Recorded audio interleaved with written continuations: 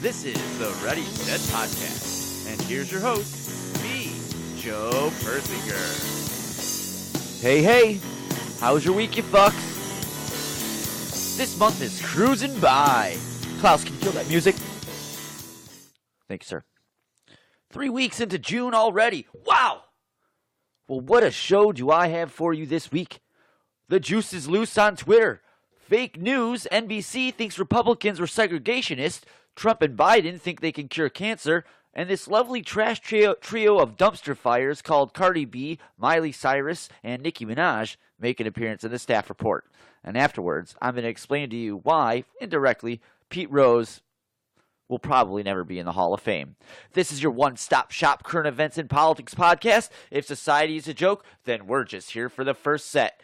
Are you ready? Set. Podcast! More rocks floating through space will be passing through our neck of the woods. Or space?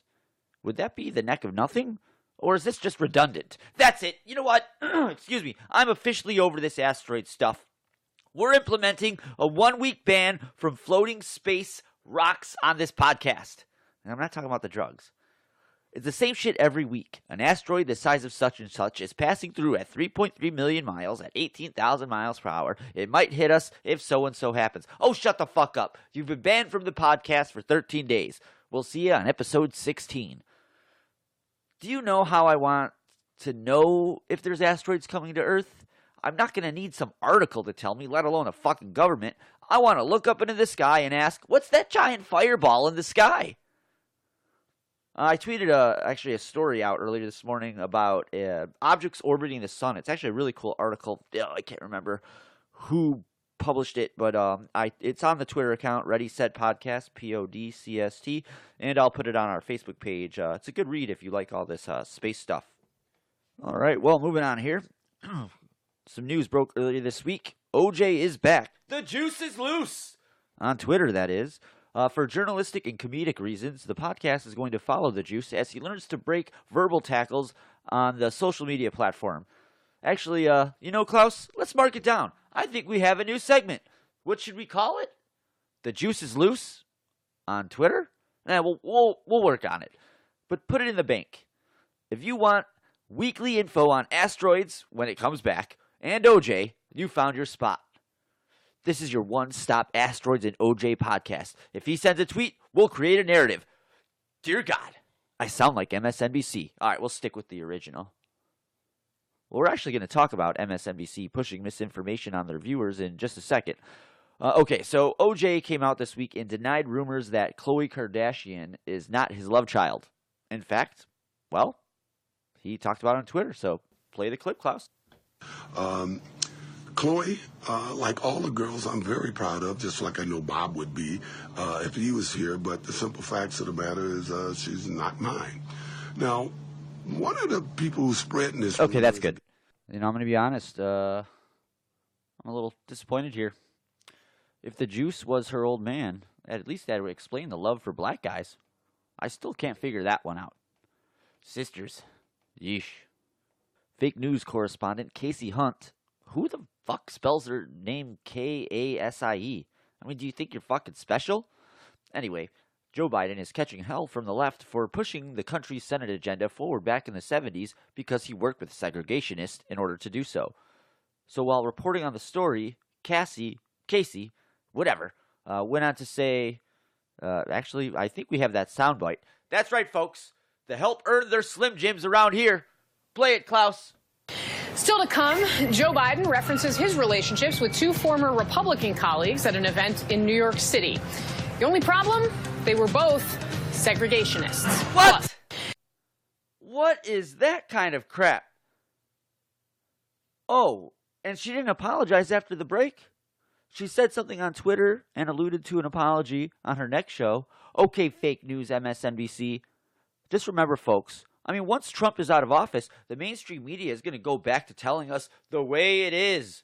It's not like these isolated events of egregious errors and misreporting should give us any pause. I mean, democracy dies in the darkness.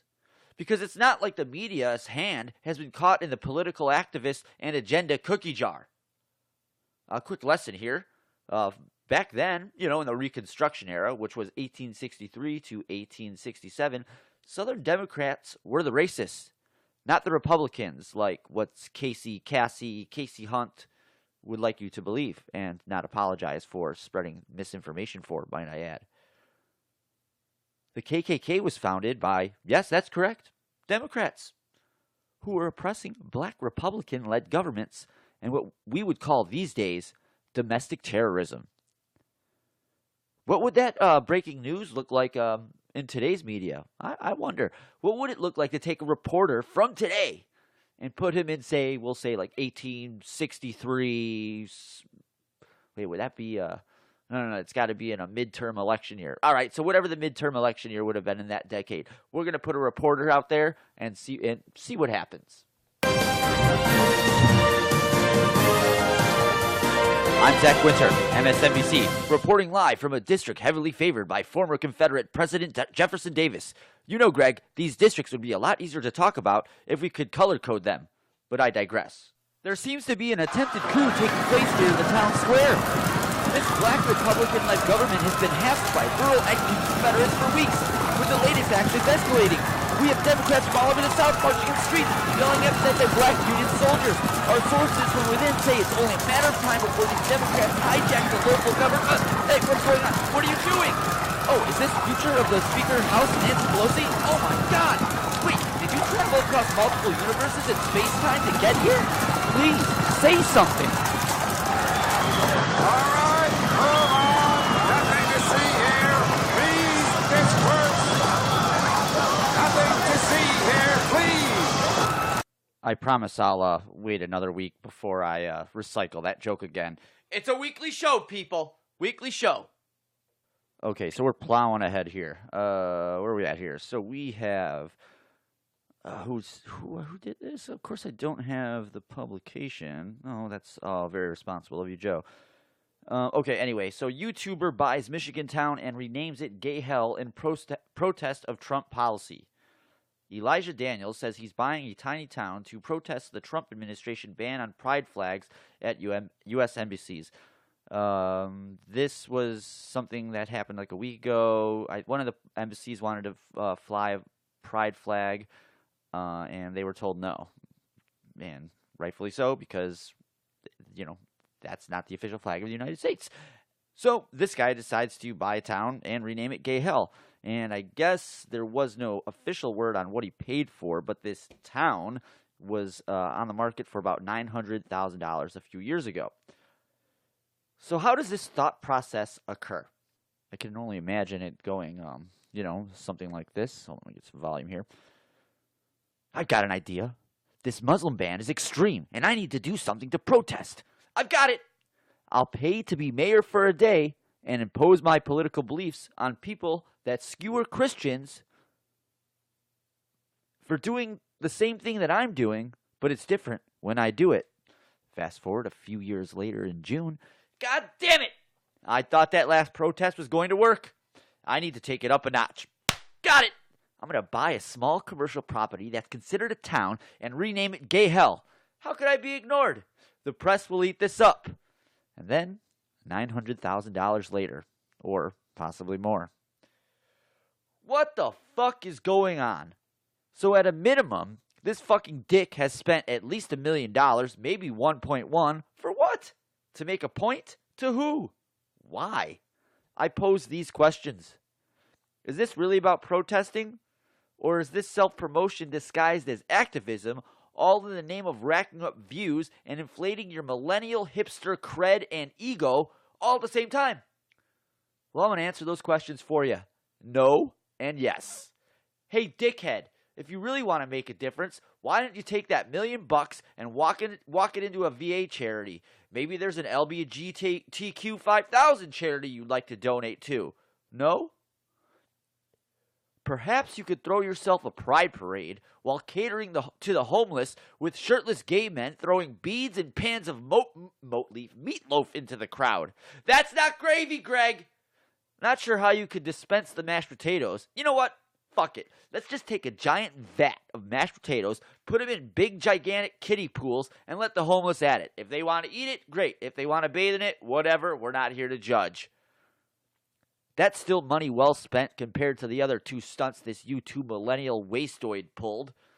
If you're serious about making this society a better place for everyone involved, quit fucking around and claiming these self-grandiose actions are for protest and activism.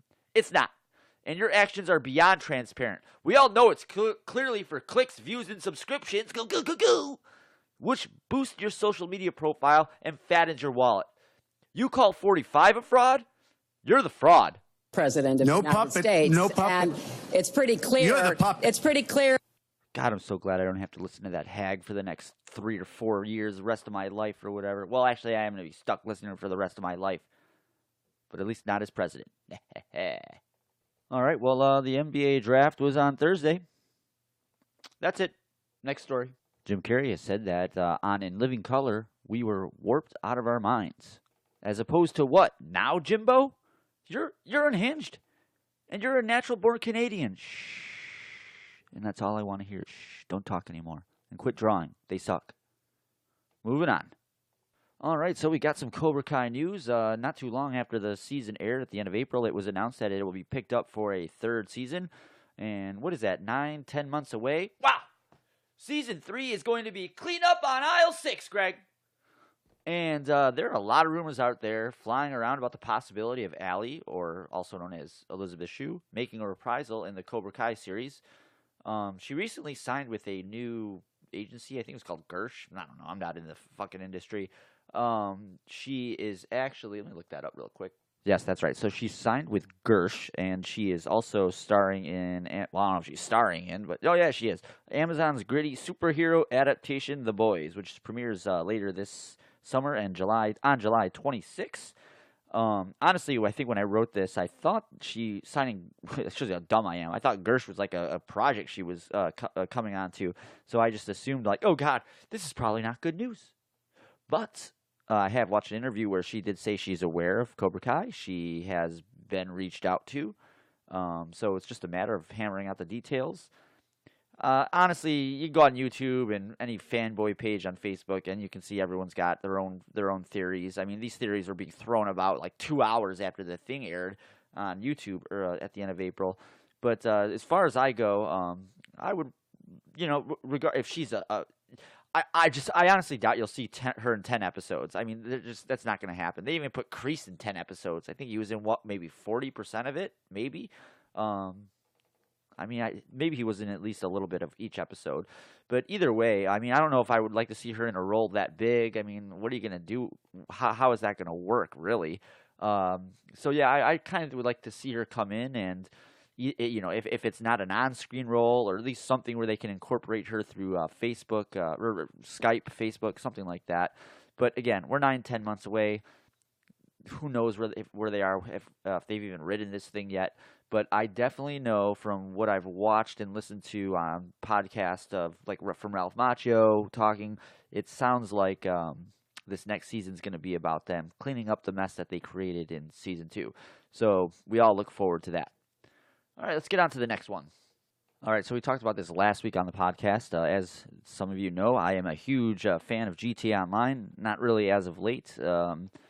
PUBG and Red Dead Redemption 2 and online, I should say RD2 online, has kind of pulled me away from it, but I've always been a huge GTA fan, and online I was all about that. And what's very interesting, as I said last week, is they kind of, Rockstar kind of dropped that. They're going to be opening a casino in the GTA online world.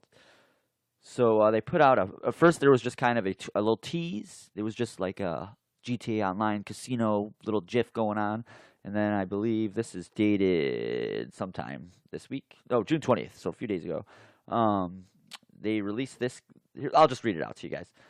While sitting in bottleneck traffic on the LS freeway, you may have noticed a new construction project taking shape at a small building nestled between Vinewood Hills and the scenic backdrop of the Tatavian Mountains. Don't let the recent removal of that faded opening soon sign dissuade you. And if you're wondering what that means, that's kind of a little poke at the fact that when the game came out in 2013, when Obama was in office, It said casino coming soon. So that led to speculation that in the online world, or maybe even in the single player in a download DLC, single player DLC, that they would be releasing the casino on some level. But then it never happened. It never happened. Another update, nothing about the casino. And now we're getting casino info. I am curious though, because in RD2 Online they implemented gambling. Because if you've played, you can go sit down and play 5-card. I think it's 5-card, or it's Texas Hold'em within the game, and a lot of people are speculating because that went live on RD2. I think we're going to see something with the casino. I know there's a guy data mining, so it wasn't like this was some speculation that came out of nowhere. Someone kind of saw the writing on the wall, literally, or in coding, I should say. So we'll say we'll open its doors later this summer. Oh wait, no, I totally skipped over a part. So I was talking about the opening soon sign. The Diamond Casino and Resort, very original, a brand complex of its kind in a brand new luxury destination and the largest mass entertainment complex of its kind in southern San Andreas, will open its doors later this summer.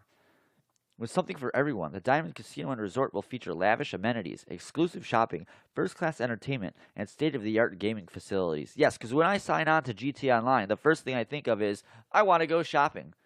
No, I want to fucking gamble, bitch. Either you're having a night on the town with friends or seeking brief solitary escape, that would be me. The Diamond Casino and Resort is open to one and all. Come and experience the tasteful luxury that the Diamond has to offer, including the best-in-class concierge, valet parking, and the exhilaration of spinning the lucky wheel for a chance at life-changing prizes. A finely curated selection of spirits at the bars and lounges, a range of sophisticated table games, and much more. Stay tuned for more details and an inside look at the largest, most extravagant addition to the sprawling metropolis of Los Santos, coming soon. So, at the very least, I have to say I'm pretty excited about the casino, because one of the biggest problems you've noted that if you play GTA Online is that it's pretty easy these days to come around cash, but not mass amounts of it, unless you're cheating. And if you're listening to this and you're a cheater, fuck yourself. Seriously, go fuck yourself right now. Just turn the podcast off, go in the closet, grab a broom, and just start ramming yourself in the ass. Fuckface. Anyway, so I'm kind of looking forward to this. I can't wait till they release it. I actually jumped on GTA Online earlier this week to kind of see where I was at. Totally forgot that I bought a nightclub a few months ago. That's pretty cool. Really wish my friends would play some GTA Online. It'd kind of be fun to show them the empire that I've built over the last 6 years. But alas, they've all grown up. Except me, for some reason. All right, anyway, plowing ahead because I'm nice and depressed now. Well, we all know everyone has an asshole in their neighborhood, but the daily question is, are we going to have to cross paths with his dick? At least this week? Well, if you're unaware you have an asshole in your neighborhood, apartment building, or in that tent/yurt every year you go to Burning Man, you probably are really not asking yourself this question. But you should be, because this asshole is out there. Or, if you think there's no asshole on this block, or in that tent or yurt or in your apartment building, we all get along. What are you talking about? Well then, you are the asshole, my friend. Hell, I can even openly admit to being that asshole on an occasion or two. I think recently I called the cops on that gang of teenage softies playing basketball at the end of my block. These shit-talking punks had it coming. One of these kids would always openly antagonize me as I drove through, and I live in Florida, and I don't have AC, so the windows are always open. Hey, he looks lost! Or, my favorite, I thought that was a girl! For those of you that don't know, I am in current possession of a man bun. Neither time did I respond, but in that moment, he dead-named me. He also pretended to fall in front of the car. I was making a right turn. He was on the passenger side, and as I kind of came across, he was like, oh, and pretended to fall face first into the street. I mean, clearly he didn't, but just the act of trying to startle me. So I drew the line, and I called the cops on them after that comment and dangerous fake fall. Fuck that fucking kid. That's what I gotta say there. And then you got my neighbors on the west side of the house. They aren't native to this country, probably hate Trump, but they love celebrating New Year's Eve and the 4th of July by blowing off fireworks. Now, I will never call the cops on firework play, and I refer you to the 2008 Mortar Midnight Fireworks Show. Ken and I treated our sleepy neighborhood too. But I find a certain irony in a Middle Eastern person of descent engaging in celebrating America's independence by blowing up a small piece of it. But anyway, Don't be an asshole like this neighbor is. WGN reported a lady with dementia rang a guy's doorbell and dipped. Because he's an asshole, he looked up who did it through his, I think it was the Ring app, or that Ring thing, that's all, the Ring thing that's all the rage these days. He called the cops, I assume, showed them the evidence, and then asked that they press charges. So the cops, their hands were hogtied, and that pun was intended. Now that's an ironic phrase to use regarding a police officer. Yes, Joe, it is. To demonstrate how much of an ass this neighbor is, when asked to be interviewed over his actions, he refused to come to the door and talk. I think his wife told WGN he's not going to talk to you guys. His right, by all means. But if you want credit in the court of public opinion, you better be able to explain yourself, dick. And what I mean there is, like, if you're going to, make a dick move like that, sure, she was breaking the law. We are all in agreement there. But I actually don't even think I mentioned this in here, but the lady had dementia, which, again, if your neighbor's, he's well aware of that, most likely. If he's not, he's still being a dick. He should have gone over there and been like, hey, what's going on? You ding-dong ditch me. But he didn't. He chose to be a soy boy and hide behind the state, essentially. Like in North Korea, when your neighbors fuck up and you go run to the local, whatever, the local commie guy, and you'd be like, my neighbor said Kim Jong-un is a dick. Huh. To the gulag that guy goes. Not the person that told on him. This is kind of a similar thing. Instead of, this is America. Go talk to your neighbors, dickhead. Instead, he calls the Gestapo on this lady with dementia. And when someone said, hey, you mind answering yourself? He's like, I'm not coming out of the house to talk about this. Give me a fucking break, pal. If you're going to be a fucking dick, if you're going to be the neighborhood asshole, I got some advice for you. You got to have a good reason to call the pigs. The cops. You can't just... I see what he did here. He had evidence of someone, committing a crime, so to speak. But, like I said, this comes back to, if you're going to be a dick, you got to at least answer for it. So here's a few examples. Hi, 911? Good. Yes, there's a gaggle of teenage boys creating a ruckus at the end of the block. Yeah, one of the kids attempted to fake jump in front of the car, so I'm just concerned about the safety of these kids. Boom. Yeah, you're a dick, but at least your concern comes from a place of concern. And then there's my favorite. So we get these non-homeless poor people panhandling by the Walmart down the street. It's a busy street with cars going in and out, and it's a danger zone. But they like to panhandle there right at the T intersection, where you can only go left or right onto a road that is, so the direct lane in front of you is merging in from 2 lanes to 1, and the other lane that if you're turning left into is 2 lanes across. So it's a pretty busy area because the street right next to it, 535, is just busy. That thing goes into traffic at 1 p.m. because the Disney entrance is right around the corner. So don't come and kill me if you figured out where I lived, fucking pricks. Anyway, where was I here? So you have these people who like to panhandle around this Walmart right at the stop sign where cars are just going in and out through and through. And sometimes you'll see, sometimes it's just just one guy that, I'm poor, fucking give me money because I'm a socialist prick. But then you have people that take it up a notch, and they have a sign that says, help me feed my kids, and they have the 3 kids, almost, they should tie them to the stop sign because then they won't at least run around and into traffic. Worst case is they're sitting next to the stop sign, running around, if anything, waiting to get hit by a car. And it's just one driver's mistake from killing these kids. So I do the asshole thing, but with good Samaritan intentions. I call 911 and let them know there's a safety issue that needs to be dealt with. Now, why couldn't this dickhead just use some similar disguise? Hey, 911, yeah, or hey, cops, she's got dementia, this has been happening, I'm just concerned that, she's just out and about and could get hit by a car. No, he doesn't do that. He just fucking is a dick. Safety issues. The neighborhood asshole's best friend. Moving on. So Lorne Michaels came out and said he doesn't think SNL or Saturday Night Live would work if launched today. Oh, really? Well, that's kind of interesting. because the show is a liberal circle jerk pandering to coastal elites and deep blue urban centers full of ignorant anti-Trumpers and borderline communist rhetoric. This is exactly why moderates and common sense thinkers don't want a popular national vote, because this is exactly a perfect example. A show which its sole creator is quoted saying would not work if launched today. Well, you know why? Because almost half the country refuses to watch it.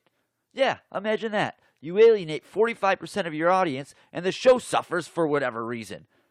Anyway, this show panders to parts of the country the same way the Democrat Party would if this national vote ever becomes a thing.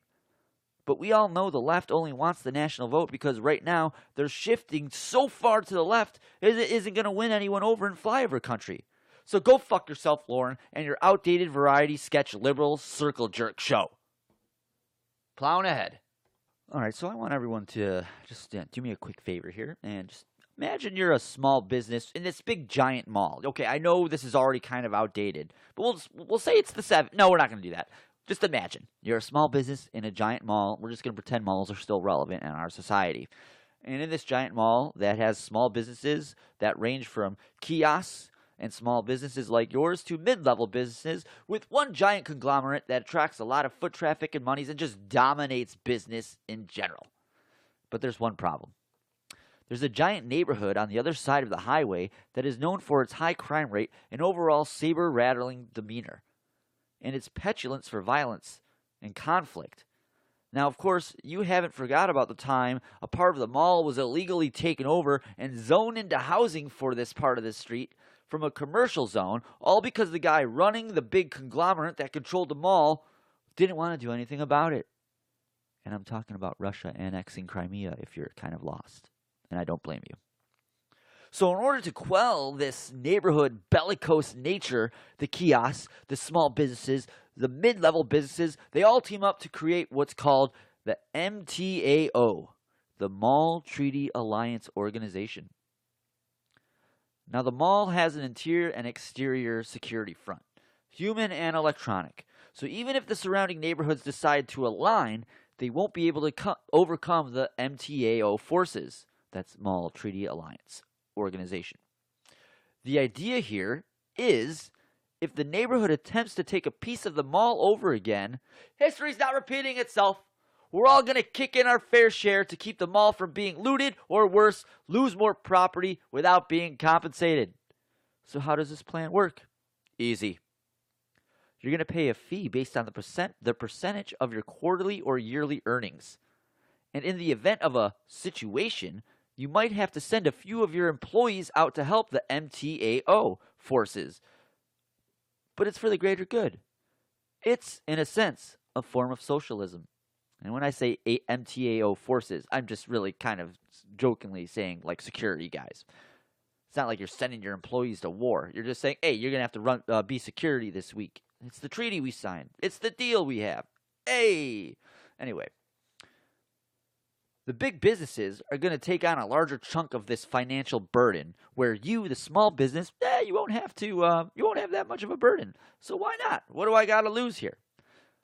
So let's say on the eastern side of the mall, the opposite side, the neighborhood on the adjacent side of the street, so opposite side of the mall, east side, across the street, they're selling illicit goods into the mall that the large conglomerate basically said, hey, you can't do this anymore. You're not allowed to sell your goods in the mall.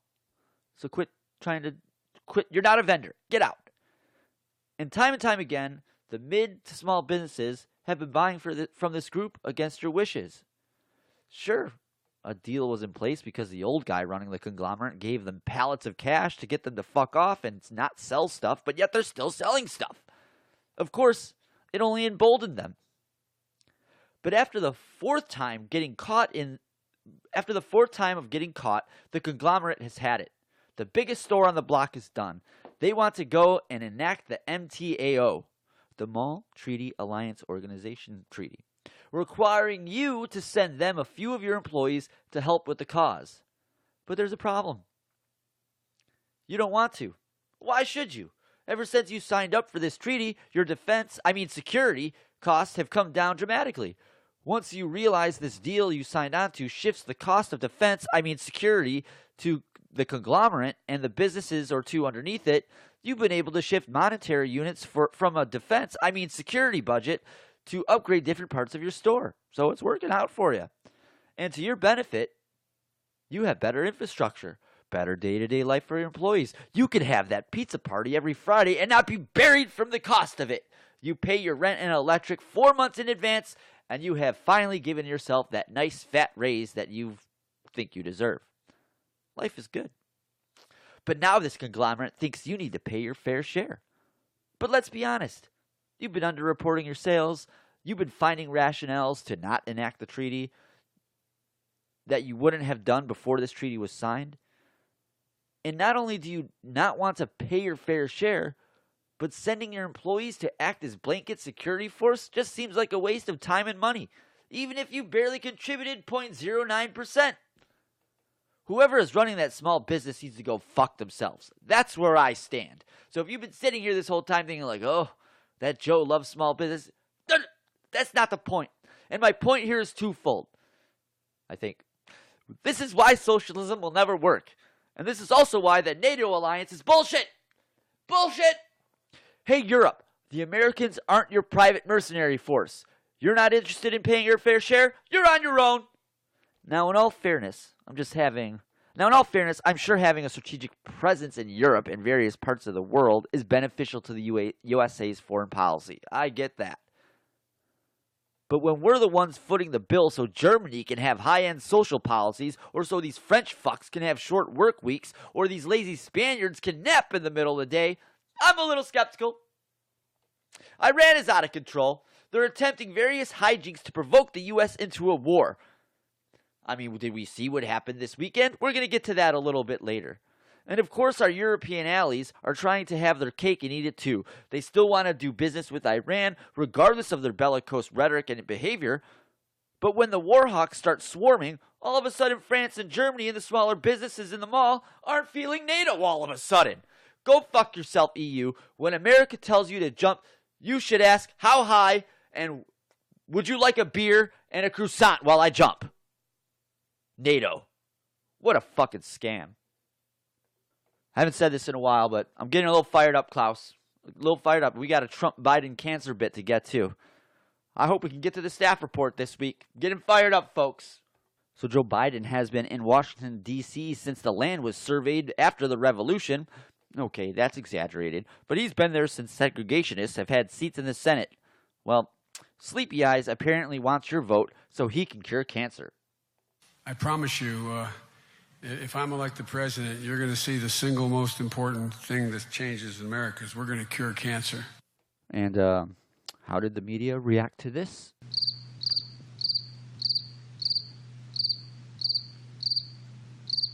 A few days later, Donald Trump here in Orlando announced his re-election campaign, and for some reason, he made a similar pitch. I think we have that. Play it, Klaus. To many, many diseases, including cancer and others, and we're getting closer all the time. We will eradicate AIDS in America once. Not sure I really understand what's going on there, but the question is, how did the media respond to this?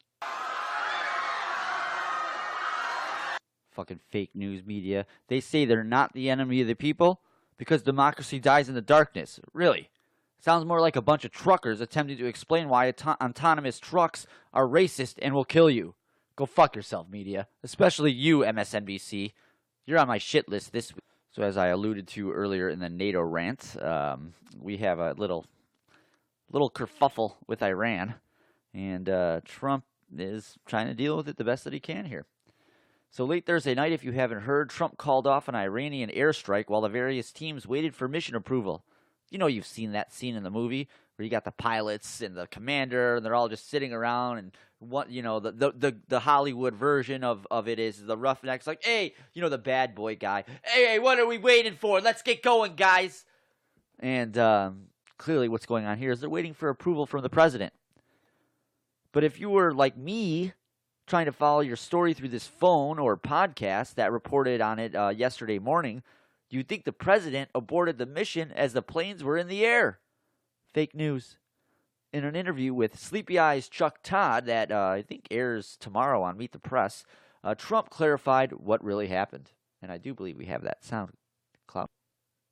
So did you greenlight something, or had you said, if we do it, I'll do this? What was the order you gave? Nothing is green-lighted until the very end because things change, right? So you never gave a final order? No. But we had something ready to go subject to my approval. And they came in, and they came in about a half an hour before. They said, sir, we're about ready to go. I said, I want a better planes definition. In the air? Were planes in the we're air? about ready to go. Yeah? No, but they would have been pretty soon. And things would have happened to a point where you wouldn't turn back or couldn't turn back. So they came and they said, sir, we're ready to go. We'd like a decision. I said, I want to know something before you go. How many people will be killed? In this case, Iranians. All right, you cut it there, how many Klaus. people are going So once he found out there's about 150 people or casualties in this airstrike, he basically dipped out of it and said, I don't want to do that. So now, the narrative before was, dear God, Trump is a warmonger. He's always bringing us to war. Well, now he basically says, I don't want to do this airstrike. And now the narrative is, Trump is indecisive. His inaction makes America look weak. This proves he's a weak leader. And the media sounds like a bunch of war hawks all of a sudden. Trump can't catch a break. He's damned by the leftist anti-Trump media that will 180 their position just to spite the president. And this tragic, transparent, fake news agenda will be the final death blow to this slowly rotting carcass we call the digital and print media. I see the strategy here. If his hand is forced into making some kind of military retaliation, he now has the ground to stand on to say, I was calm like you've never seen. But we all know the media will pretend that never happened and just refer to him as a warmonger. Damned if he does, damned if he doesn't. It's a very, very, very sad. This is one reason why I think you might see him get reelected, is the media just can't help himself. As Ben Shapiro said, all the media and the Democrats had to do was not act crazy. And they just can't do that. Moving on. And then there's the Dominican Republic. Anyone ever been there before? I haven't. I've been to the Caribbean. Not to that part. There's some shady shit going on down there. 11 Americans plus dead? And the government is reacting like NBC when they get their hands caught in the fake news jar? What? We didn't do anything wrong.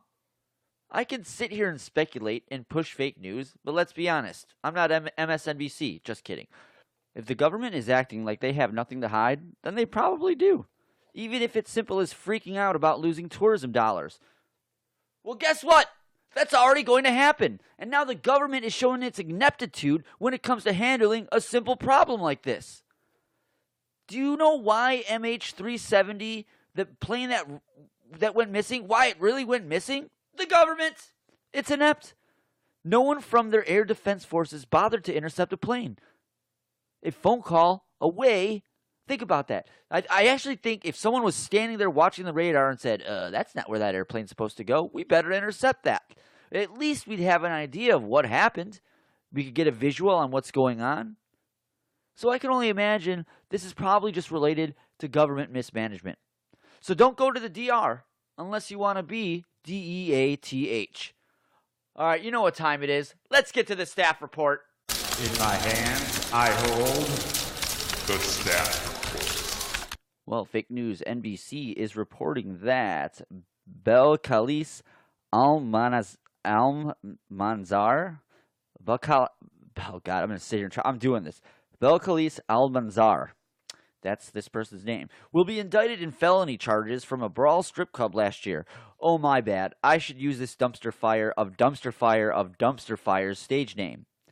It's Cardi B. But you knew that, right? Apparently, this trash heap of a human had an opportunity to walk away from this by taking a plea deal. So instead of paying a fine and doing some community service, maybe being charged with a misdemeanor, this methane sewage fire of a human declines the deal and has now been indicted on felony charges. So to clarify, I guess she was at a strip club last year, and if you're at why was she in a strip club? Because the guy she was with at the time is doing a tour through one of them, and then I guess her boyfriend is doing a tour in strip clubs, and there's this apparent, I guess she just assumes he's not going to cheat on her. Go figure. And what do you know? He did, and with twins. So she shows up to the strip club and basically tries to beat the shit out of these chicks. So she catches a case. Go figure. So, I feel like I have to give out this speech to people with kids on a daily basis.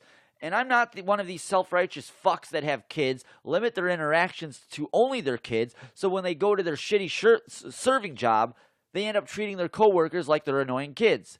The true irony here, I have no kids, yet I have to get on my soapbox and give these ignoramuses lectures.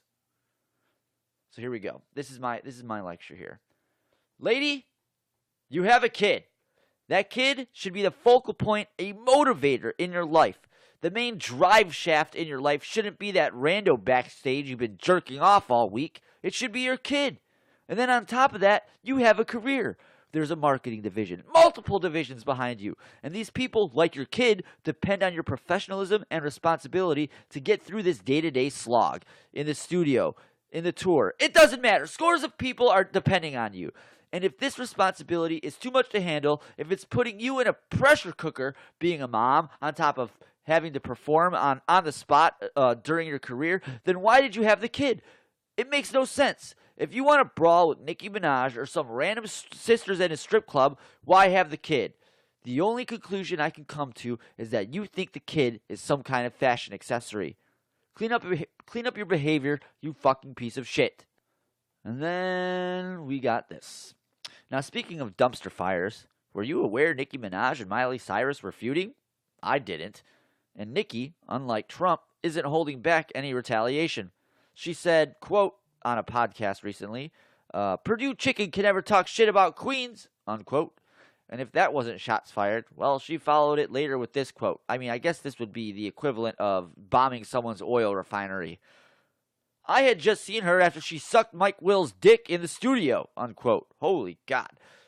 That would be the producer and songwriter on Miley's hip-hop album from 2013 we discussed a few episodes ago that she ended up catching flack for about what she said about hip-hop.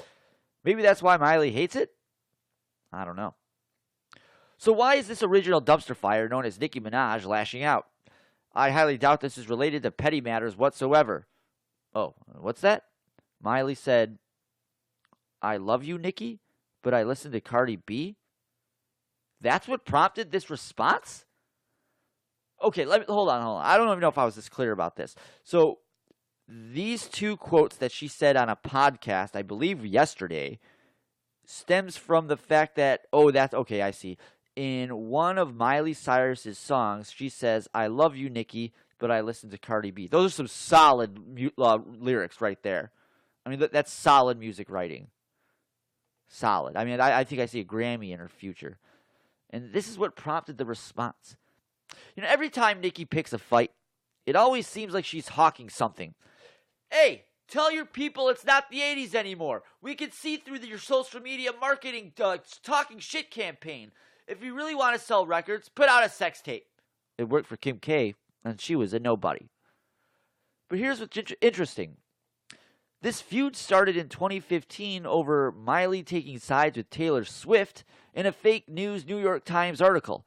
Cyrus was quoted, she was quoted as saying, what I read sounded very Nicki Minaj, which you know is not too kind.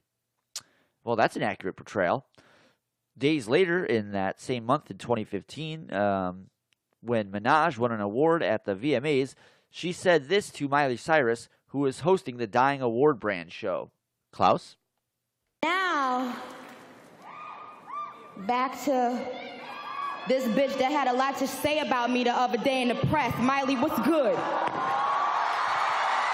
Hey, we're all in this industry. We all do interviews, and we all know how they manipulate shit. Nicki, congratulations. And just Cut because... it. Did you hear what Miley said there at the end? The media likes to do what? Manipulate shit?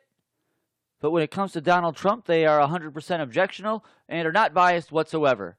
Oh, okay. Okay, I'm glad we clarified that. God, that just drives me up the wall. I mean, it's basically, hey, when this goes against my narrative, this is the situation. But when oh God, they openly saying 4 years ago they manipulate shit. But now when it comes, there's no collusion, no obstruction. Oh, they don't, oh my God, I can't even speak about it. I'm getting fired up. I got one more segment to get through here. I don't even know if I can get there. All right, we can do this. I got this.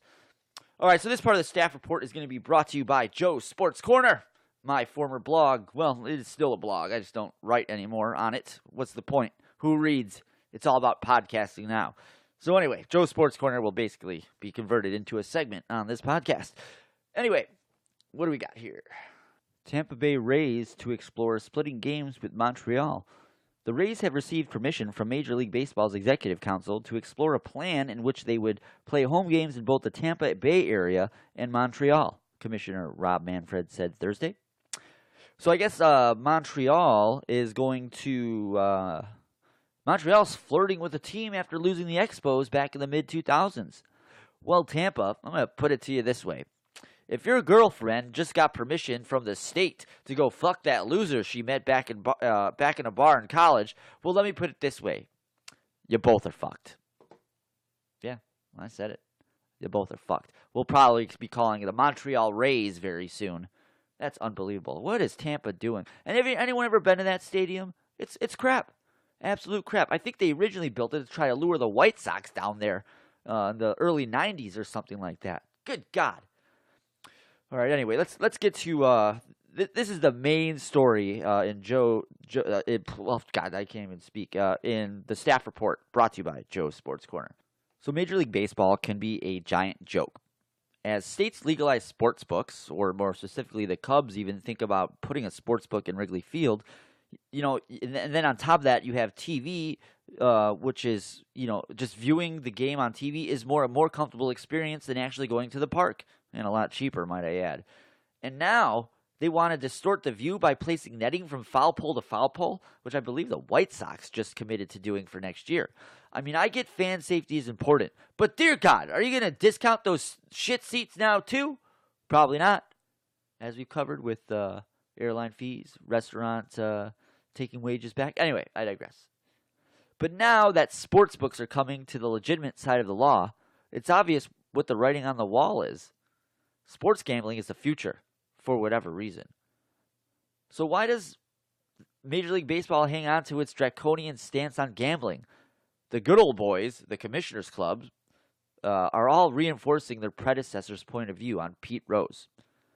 And this definitely plays into the overall part of gambling. Because if they were to give in on sports books and sports gambling, then someone's going to say, well, how do you feel about Pete Rose being in the Hall of Fame? And he shall remain ineligible for the Hall of Fame, almost for this reason. And why? Because old Commissioner Bart Giamatti made the decision, and Bud Selig was his buddy, and then Rob Manfred was Selig's buddy. And I do believe Giamatti knew, oh God, I forgot that commissioner's name. He was connected to, so Giamatti was an older guy. I think whatever, I don't know, and I'm not going to say, but my guess is he was probably connected somehow to Keenis Montesau Landis. So anyway, these commissioners, they like to use the 1919 Black Sox scandal as the foundation for kicking Pete Rose out of Major League Baseball. Gambling is bad for baseball. It can tarnish the authenticity of the game, they would say. First off, if you think gambling was only prevalent in the 1910s, I'm going to shatter the glass here for you. Ever hear of the 1906 World Series? A very talented Cubs team takes on another Chicago team in what was known as the Crosstown Classic. So going into this World Series, you had a Cubs team that was, I think this is still an all-time game percentage record, but they were at 116 wins, 36 losses, with a 763 winning percentage. That's pretty damn good. Then you got the White Sox, who somehow, someway managed to snag an American League title despite owning the worst batting average in the AL at .230. So that's less than a quarter. So 1 out of every 4 guys was getting a hit. Less than 1 every 4 guys was getting a hit. Jesus Christ. And also, this White Sox team did not hit home runs at all, but they were known for their pitching. So the Cubs are the dominating team. Now, let's also recognize that the American League has only been a major league for maybe 4 years now. Prior then to raiding the NL, like AOC raiding and funneling money out of her Justice Democrat super PAC to her boyfriend, who definitely shares a checking account with his dumbass ignorant girlfriend. Where was I? Oh, that's right. The American League was a minor league that decided it was now, at the turn of the century, a major league. So to legitimize that, they raided talent out of the National League. Excuse me. Point here is that under the surface of these two teams competing on the field, you have these two baseball organizations fighting for their lives and for what's most important, which league reigns supreme. And what better way to do that than in the World Series of Baseball? So we have established that the National League wants to embarrass the American League at this time. Just like the AFL and the NFL feuded 70 years later, the AL and the NL were also engaged in this Civil War mindset. So the Cubs go into this World Series as the favorite. The White Sox go into this series not only as the underdog, but a borderline AAA team hitting a dismal, I think it was like 228, 229. But then they go into this World Series and start hitting the ball out of nowhere, to the point where this White Sox team was dubbed the Hitless Wonders. And side note, they had also won 19 straight going into the World Series, so they were a hot team. Not so much to wonder, the Cubs were probably pitching them thigh-high fastballs for these guys to hit. And I actually read that in Game 6, the West Side grounds, which is where the Cubs played before Wrigley Field, was so overfilled, and it was a wooden structure. They didn't have upper decks back then, and the goal was selling tickets because you didn't have the game on baseball or radio back then. So if you're an owner, the only way you make money, selling tickets. So what did they do? They created.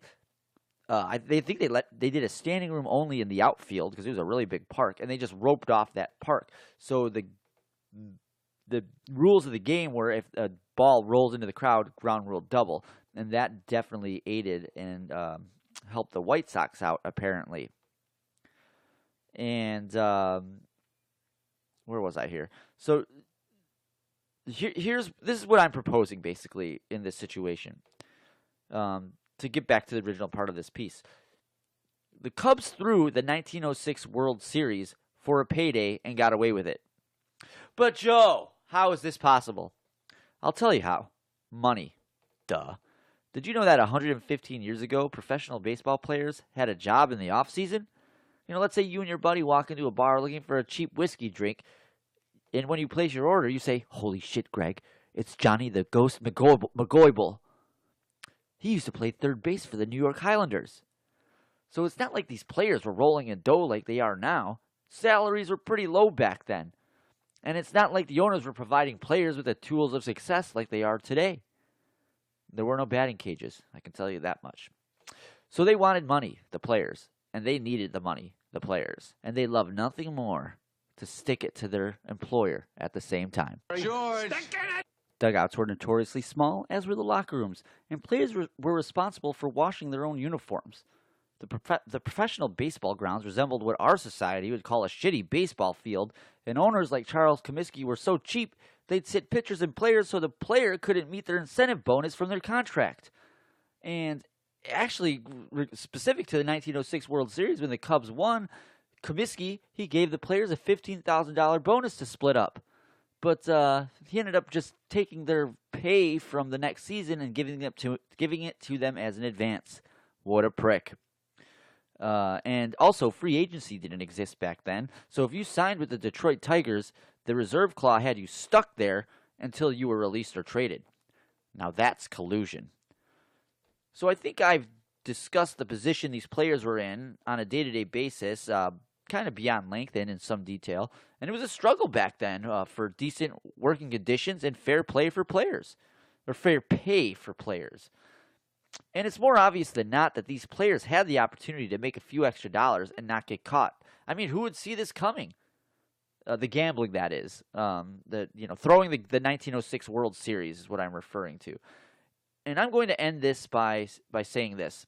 Does anyone else think it's a coincidence that the White Sox, a borderline AAA team from 1906, who won a World Series against a truly tested Major League Baseball Chicago Cubs team, And then 13 years later, this White Sox team, albeit made of different players, ends up throwing a World Series of their own in 1919? And I'm not buying that. In no way will I ever believe that it's a mere coincidence. Major League Baseball was so small back then. If you spoke out, you'd be blackballed from any job in Major League Baseball. It was the good old boys club. And that's anyone. A ball boy, a player, a rando in the small offices, and even in the media. I mean, I can't imagine a baseball columnist ripping the any Major League Baseball team in the sports pages and then being allowed access to the park, let alone keeping his job back then. Greg, why is this sports columnist from the Chicago Daily questioning our players about the field conditions? Should we blackball him, sir? As an owner, the last thing you had to worry about was some ESPN journalist snooping around and asking players about throwing games or how they feel working conditions are. Now, we'll never know if this 1906 scandal was exposed. Because you never know. Maybe it was just swept under the rug. If it really happened, it has been buried like Pete Rose's chances of ever getting into the Hall of Fame. We're trying to get a feel for how people spend their day. The staff reports. All right, that's going to do it for us this week. Quick reminder for everyone to hit the like button on our Ready, Set Facebook page, or subscribe to the podcast on Mixcloud, Spreaker, Apple Podcasts, or YouTube. And don't forget to hit the bell on the notification bell if you're listening on YouTube, or rate us on Apple Podcasts and leave a review. That's it for this week. I'm your host, Joe Persinger. This is your one-stop shop current events and politics podcast. If society's a joke, then we're just here for the first set. I'll see you next week, you fuck. Thanks for listening to the Ready, Set Podcast. Check us out next week, and don't forget to follow us on Twitter and look for us on our YouTube channel, Ready, Set Podcast.